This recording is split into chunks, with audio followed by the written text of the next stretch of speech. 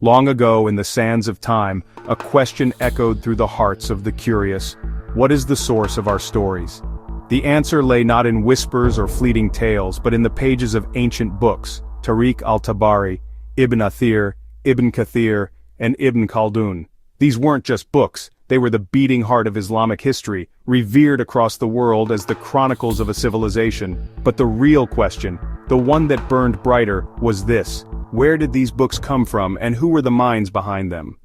The story begins 1,400 years ago, in the wake of the Prophet Muhammad's, peace be upon him, passing.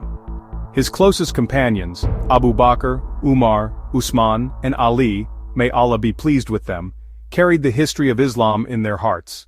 There was no need to write it down. The stories of Badr, Uhud, and Khandak were as vivid as the desert sun, passed from one generation to the next. But as the companions began to leave this world, a shadow crept over the Muslim Ummah. The new generation, dazzled by the tales of Roman and Persian heroes like Hercules and Rustum, started to forget their own legends, heroes like Khalid ibn Walid and Ali. Enter Umar ibn Abdul Aziz, a caliph with a vision. He saw the danger of a fading legacy and summoned Ibn Shihab al-Zuhri, a scholar of unparalleled intellect. "Go," Umar commanded, "and breathe life into the stories of the Prophet's life. Let no Muslim forget our heroes." With only a handful of companions still alive, Ibn Shihab gathered their memories like precious gems and shared them with his students, including the renowned Ibn Ishaq and Imam Malik. He penned the first book of Islamic history, a beacon of knowledge. But tragedy struck. Umar was martyred, and just 30 years later, the Umayyad Caliphate crumbled. With it, Ibn Shihab's book vanished, lost to the winds of time. A new era dawned with the rise of the Abbasid Caliphate. Unlike their predecessors, the Abbasids were obsessed with knowledge. They would end wars for a single book, as one king did to secure a work by Plato. In Baghdad, the new capital, King Mansur built the House of Wisdom, a library that shimmered like a star in the Muslim world. He called upon Ibn Ishaq, Ibn Shihab's student, and gave him a monumental task: write a history of the world, from Adam, peace be upon him, to me. Ibn Ishaq poured his soul into the work, crafting the first complete chronicle of Islamic history. But like its predecessor, this book too was lost, its pages scattered by the fragility of papyrus, a costly and cumbersome material. Why did these books vanish? The answer lay in a secret guarded far away in China: the art of papermaking. Muslims, unaware of this technology, relied on papyrus, painstakingly crafted from leaves.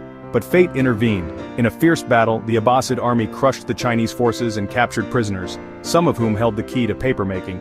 From these captives, Muslims learned the craft, and under Harun al-Rashid, the greatest Abbasid king, Baghdad became home to the world's largest paper factory. Powered by water, it churned out thousands of sheets daily, ushering in the Islamic Golden Age. With paper, the fear of losing knowledge faded. Books from the House of Wisdom were copied and spread across the world. Scholars became the rock stars of their time, revered like modern-day icons. In this golden era, the 6 great books of Hadith, including Sahih Bukhari and Sahih Muslim, were born. Yet the loss of Ibn Ishaq's book left a void. Stepping into the light was Ibn Hisham, his student, who wrote a new history that survives to this day, its pages a testament to the power of paper. Others followed: Al-Waqidi, whose work some question, and his student Ibn Sa'd, who chronicled the lives of the companions in Tabaqat. Then came Tariq al-Tabari, a monumental work by Imam Tabari, a humble teacher who refused a fortune to stay true to his principles. His book, spanning from Adam to the Abbasids, became a cornerstone of Islamic history. But the Golden Age was not eternal. As the Abbasid Caliphate weakened, Europe's Pope seized the moment, rallying Christians to capture Jerusalem. Muslim leaders, like many today, seemed indifferent, yet hope burned in the hearts of scholars like Imam Ibn Asakir, whose 70-volume masterpiece inspired his student Salahuddin Ayyubi. With an army of 200,000, Salahuddin reconquered Palestine, raising the flag of Islam over Masjid al-Aqsa. His legacy endures, a warrior celebrated across time. Amid these triumphs, a strange book emerged in Baghdad: Fazail Yazid, glorifying a controversial figure.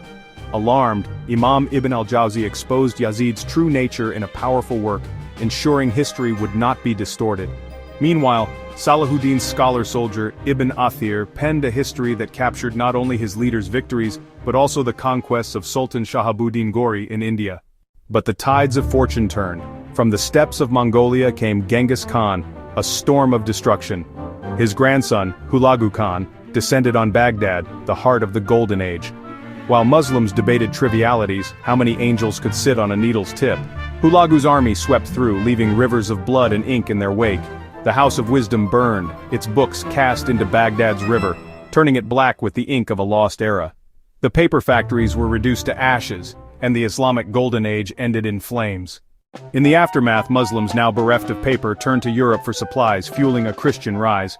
Yet from the ashes, two giants emerged. Ibn Kathir wrote Al-Bidayah wa al-Nihaya, a sweeping history from creation to Judgment Day. Then came Ibn Khaldun, perhaps the last great Muslim scholar, whose work is still studied at Harvard and Oxford. But as Ibn Khaldun passed, a man named Gutenberg was born in Europe, inventing the printing press, a machine that could print 4,000 pages a day compared to a scribe's 40. Europe surged ahead while the Muslim world faltered. In the Ottoman Empire, a new superpower, a fateful decision was made.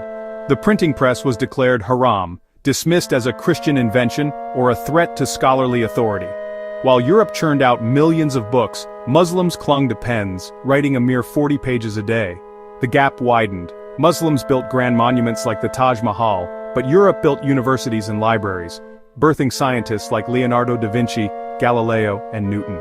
Muslims built grand monuments like the Taj Mahal, but Europe built universities and libraries, birthing scientists like Leonardo da Vinci, Galileo, and Newton. 300 years later, the Ottomans realized their mistake and built their first printing press. But it was too late. The world had changed, and the Muslim Ummah, once the torchbearer of knowledge, struggled to reclaim its place. This is the story of a golden era, of scholars who lit the world with their words, and of a legacy nearly lost to time. It's a reminder that knowledge, once cherished, must never be forsaken. This is the story of a golden era, of scholars who lit the world with their words and of a legacy nearly lost to time. It's a reminder that knowledge once cherished must never be forsaken.